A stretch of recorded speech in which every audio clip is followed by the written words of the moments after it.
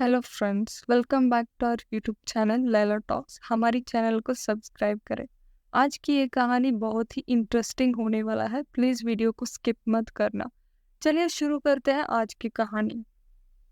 मैं मुंबई में रहता हूँ। जिस मकान में मैं रहता हूँ उसके सबसे ऊपर वाली मंजिल पर मैं रहता हूँ। उसमें 2 बेडरूम वाले 2 फ्लैट हैं। दोनों बेडरूम का बालकनी एक ही है।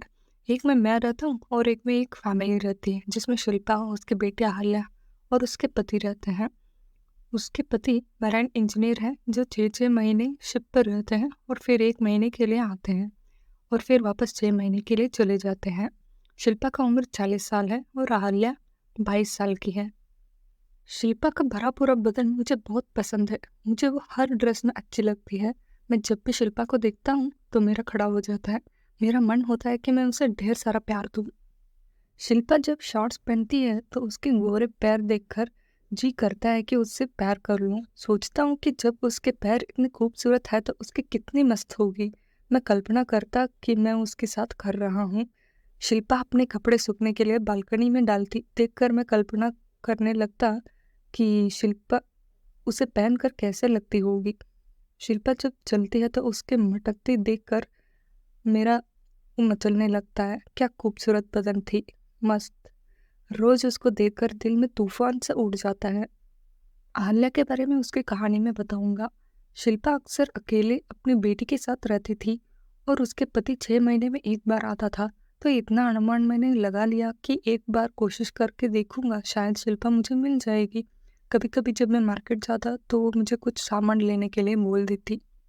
कभी कभी वो बालकनी में ही मिल जाती। वो अपने कमरे के सामने एक चेयर डालकर बैठ जाती तो मैं भी चेयर डालकर बैठ जाता। मैं उससे बात करता रहता और सोचता रहता कि बस चेयर पर ही कर दूं। हम दोनों बातें करते। इस तरह काफी समय बीत गया। एक दिन मैंने सोचा कि अब कोशिश करके देखता हूँ। अगर शिल्पा की करनी है तो कोशिश तो करनी पड़ेगी। मैंने निश्चय कर लिया कि अब कदम आगे बढ़ना पड़ेगा। एक दिन शिल्पा बालकनी में बैठी थी। मैं भी बाहर चेयर लाकर बैठ गया। बातें शुरू की। वो डीप कलर की शर्ट पहनी थी। ऊपर से उसकी सब नजर में आ रही थी। मेरा मन हो रहा था कि मैं उनको पकड़ लूं। मैंने शिल्पा से बोला कि पति से अलग अकेले रहना बहुत मुश्किल है ना। ये सुनकर शिल्पा थोड़ा उदास हो गई और बोली, क्या कर सकती हूँ, मुश्किल तो है। मैं, बहुत मुश्किल है, कई परेशानियां हैं, शरीर की भी जरूरतें होती हैं। इतने लंबे वक्त तक अपनी भावनाओं पर नियंत्रण रखना मुश्किल होता है। वो मेरी बात सुनकर और भी उदास हो गई। मैं समझ गया कि यही मौका है। मैं, अगर आप बुरा मानो तो एक बात पूछूं? शिल्पा बोली, पूछो। मैंने पूछा, इतने दिन आप बिना उसके कैसे रह जाती हो? आप कभी तो मन होता होगा ना करने का। वो पहले चुप रही, फिर मेरी तरफ देख के बोली, मन होने से क्या होता है, करने वाला भी कोई होना चाहिए। वो जब आते हैं तभी हो सकता है। मेरे इन बातों से शायद उसे अपनी तलब महसूस होने लगी थी। मेरा निशाना टेक लगा था। मैं महसूस कर रहा था कि अब शिल्पा की मिल जाएगी। मैंने थोड़ी और हिम्मत की और बोला कि ऐसे तो अब जिंदगी के एक सुख से वंचित हो जाओगी। इस पर वो खामोश रही और मैं समझ रहा था कि मेरा निशाना सही लग रहा है। मैंने पूछा कि कोई बॉयफ्रेंड नहीं है क्या आपका? वो बोली, शादी से पहले था लेकिन अभी नहीं है।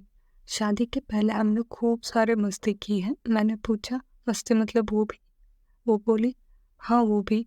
वो बहुत अच्छे से करता था। उसकी याद अभी भी आती है। कभी कभी मन होता है कि मैं उसके बुलाऊं। धीरे धीरे से वो खुल रही थी। मैंने बात थोड़ा और आगे बढ़ाया और मैंने पूछा, जब आपका मन होता है करने का तो आप क्या करती हो? वो शर्मा रही थी। मैंने बार बार पूछने पर वो बोली कि ऐसे ही काम चलाती हूँ और वो हंसने लगी। मैं बोला, उससे क्या ही होता होगा, अब कुछ और क्यों नहीं ट्राई कर सकते? शिल्पा, क्या करूँ? जब ज्यादा मन होता है तो कंट्रोल करना मुश्किल हो जाता है, तो फिर उससे ही काम चलाना पड़ता है।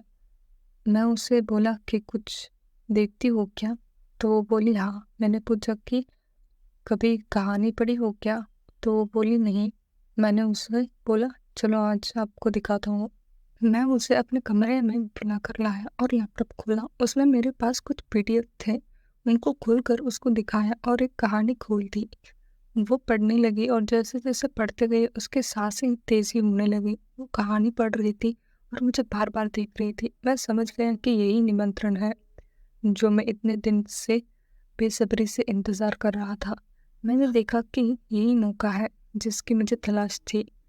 मैंने उसे कंधे पर हाथ रख दिया और धीरे धीरे कर रहा था। मुझे जन्नत का सुख मिल रहा था। वो लगातार कहानी पढ़ती जा रही थी और मैं इधर शुरू कर रहा था। अब वो गर्म हो गई थी। मैंने पूछा, कितने दिन हो गए आपने करके? तो वो बोली, 5 महीने। मैं बोला, अगर आप इजाज़त दो तो मैं आज आपकी दीदार कर लूँ। इस पर वो बोली, दीदार करने से क्या ही होगा? मैंने बोला, पहले दीदार तो करने दो, फिर मैं वो भी करूँगा। शिल्पा बोली, हाँ, मेरी उसकी बहुत ज़रूरत है, बेतहाशा। मैं, तो फिर ठीक है, आओ फिर कर आपके कर दूँ। वो बोली, अभी नहीं, रात में 12 बजे जब अहल्या सो जाएगी तो। इस तरह रात में इकरार हो गया। फिर शिल्पा जाने लगी। मैंने उसे अपनी बाहों में भर लिया और वो भी मुझे कसकर पकड़ी थी। मैंने उसे बताया कि अभी जो कपड़े सूखने के लिए डाला है उसे ही पहन कर आना, मुझे वो बहुत पसंद है। कुछ देर तक हम दोनों ऐसे ही रहे और फिर वो रात में आने की बात कहकर चली गई। शिल्पा ने बताया कि उसकी 5 महीने पहले हुई थी। इसका मतलब था कि आज रात को बहुत ज़्यादा मज़ा आने वाला था। शाम हुई। मैं बेसब्री से 12 बजने का इंतजार कर रहा था, लेकिन वक्त इतनी धीरे धीरे गुजर रहा था कि काटना मुश्किल हो रहा था। शिल्पा के करने में बेकरार हो रहा था। मैं शिल्पा के बेसब्री से इंतजार कर रहा था। रात के 12 बजे मैंने बालकनी का गेट खोल दिया और इंतजार करने लगा। मध्य रात्रि के बाद 12:30 पर शिल्पा पिंक कलर की नाइटी पहन के मेरे कमरे में आई।